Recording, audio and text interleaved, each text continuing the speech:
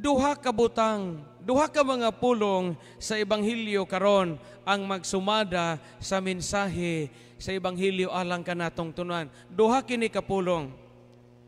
Primero, giingon din sa Ebanghelyo karon, human gaampo si Jesus, gitawag niya ang iyang mga tinun-an o gipili.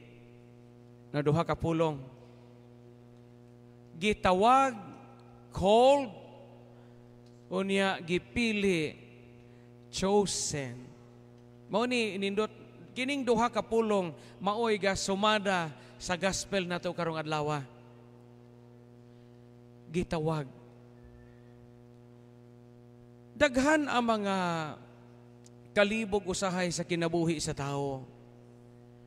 Usahay gani mo ingon og, Father, mo ba kagyon ihang tawag sa kinabuhi? Unya unsa may timailhan nga kanang atong kinabuhi ron, mauna ang tawag sa Ginoo. Nga di man mo send og text ang email nimo nga miyog pagmadre. Di man mo yung ang Ginoo og mo di man mo chat og pagpari or pagminjo. Unsa may timailhan Padre nga gitawag ko niining kinabuhian? Kita lain-lain tag mga tawag. Kumpleto ta dinhi karon. Na ay pari, na po'y madre, no? Na ay madre diri, no? Si Sister Banji, na po Sister Agnes diha, duha na silang madre. Naapod mong kadaghanang mga minjo, na po'y daghang lagas ane, no? So kumpleto ta dinhi karon, kumpleto tag line up tanang tawag sa Ginoo niya nato. Pero, maulagi na, unsaon man nato pagsuta, nga kanang atong kinabuhi karon, maunay tawag nato. Ngano man lagi nga daghan manggamahay, nganong gaminjo. Ngano man lagi nga daghan mang nang lumay, aron lang maminjo. Ngano man lagi nga daghan man pod nga wa maminjo nga malipayon. May kag unsa man joy tawag sa Ginoo nato? Kay numdum ko sa kaistorya, tali kadungog ng uban ani. Diha to'y usa ka parokya nga gapiesta Candelaria. Kanang ano sa may pista Candelaria, Pebrero 2, man ano. Pista Candelaria, diyan ay mamindita, bitaw na kandila. Ang dabi to ta kandila kay pabinditahan kay piyesta sa Candelaria. Unya, dahil usa ka parokya, ingon agpari nga, ugma kay pista magkandelaria, mamindita ko kandila, pero di ko gusto nga kamoy magdahag kandila kay mga baratuhon inyong kandila. Magdahag mo 2 pesos nga mabuktot inigdaig. No? Moto ingon agpari, ako'y magdahag kandila, librehon mo na hog kandila. Lipay ang mga tao, kay di na ko sila magdahag kandila. So pag adto na pagka Pebrero 2 na sa humagmisa, padong daig misa, natinga ang mga tao, kay lain-lain magkulor ang kandila. Gikulor coding man sa pare. Unya, natinga ang mga tao nga man ang gilain maning kulura, gilain ng kulura, gimeditahan sa pare. Pag humag bindita ingon ang pare, kabantay mo lain-lain og kulor ni ato mga kandila. To kay naa ni kahulugan. Unya, ipanghatag man ninyo ang inyong kuhaon nga kandila, kulor sa kandila sigon sa inyong estado sa kinabuhi. Ingon ang pare, kining puti nga mga kandila nga gibinditahan, mauni kuhaon sa mga dalaga ug dagkuti inigampo ninyo mga dalagag ulitaw aron makakita mo gugma. So gahagoros ang mga cats ug mga chicks, gailog sa kanilang puti aron makauyab. Tilo ang kanilang puti. Ingon na pagpari na hurot na magputi, kining kandilang puwa alang sa mga minyo aron mo mulungtad ang inyong gugma. Hala, pagdaig mo kandilang puwa, timailhan nga inyong gugma isip magtiazon, buhi. Sus dinaganay ang mga taga-couples for Christ o mga magtiazon aron mokuhag kandilang puwa. Hurot ag puwa. Blow, ingon nagpari, kining blow nga niya din sa kilid para ni sa mga buwag o mga biktima o gugma. Katong mga nasakitan o gugma, katong na problema, mga gugmang gibahak o mga gugma nga mga gidimalas, halakuha mo aron kandilang blow, daigi ni inigampo aron makakita mo bag-ong gugma.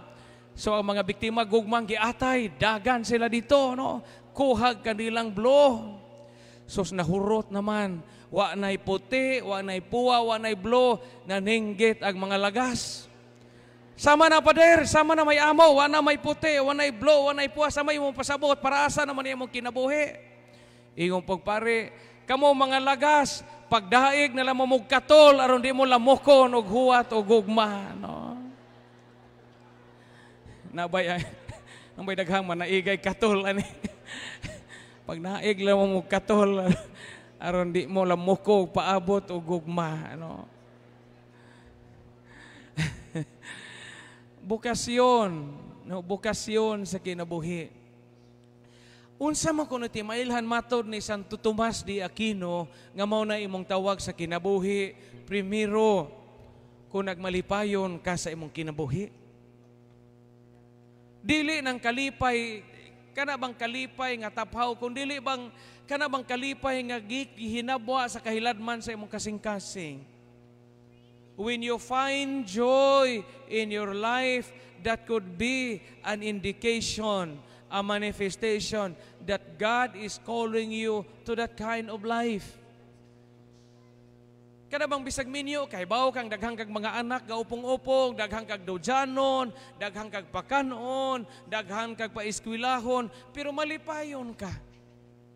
Kay kahibaw ka nga umanagko ni mga bataa, moalima ni nako, og mauna pod nimo kahaw-a sa akong kalisod. Usa na sa timailhan kung nagmalipayo kagaan imong kasing-kasing nga tawag na sa Ginoo. Kay bao mo mga igsuon, ang atong tawag sa kinabuhi ug ang kalipay sa tawag sa atong pagapinili sa Ginoo, wa sa atong ranggo ug wa sa pilay atong sweldo. Kabantay mo, kuay panigiingnan ni mga maestro o maestra sa atong Catholic schools, sa box nato, sa atong Carmel Academy. Itandi in taon nilang sweldo sa mga sweldo nga naas public, sos 1/3 na tingali ning ila. Pero kahibaw mo, daghan nila ang moabot og tag 40 ka tuig, tag 30 ka tuig. Ang uban di na gani mo retire, bangaga na laman aron mohawa. Kaya di na muhawa. Bisagi ango-ango na, more naagi hapon. Pero wapay ango-ango ane, no? Batanon pa mas Ma'am Jing, o Sir John, o uban pa diha, no? Pero matinga ka ba nga, they could have availed a lot of opportunities, better employment outside. Kaya mga bright man ni sila. Pwede ni sila mga abroad, pwede ni silang manood o mga dagkong mga establishmento nga dako silang sweldo. Pero daghan nila ang mipili nga anha diha magpabilin. Sa back schools, daghan mga naniguwang na diha. Ilang mga pare, ilang mga estudyante na nga obispo na nga pare na. Pangutano ni mo, nganong naamang pugaan ni ma'am, gamay ra magsweldo, nganong pabilin magkani sir, nalipay man ko father.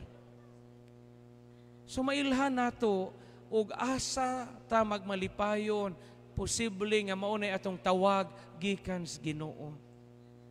Kay sa ebanghelyo karon gitawag ni Hesus og gipili, kuyog, called and chosen.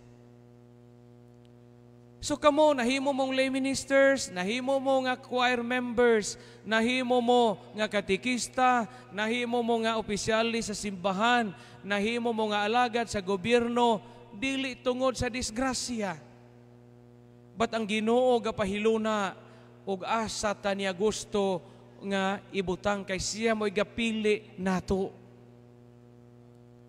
O mo kabantay, usa sa mga tanghaga sa kinabuhi, na mga tao nga bright kaayo, guwapo, guwapa, taliw-tiw og ilong, lamig pamanit, maayo musulti, adunahan og pamilya, dungganan og banay, taas og barog, lamig kilay, lami tanawog, beauty and brain na atanan, wa maminjo.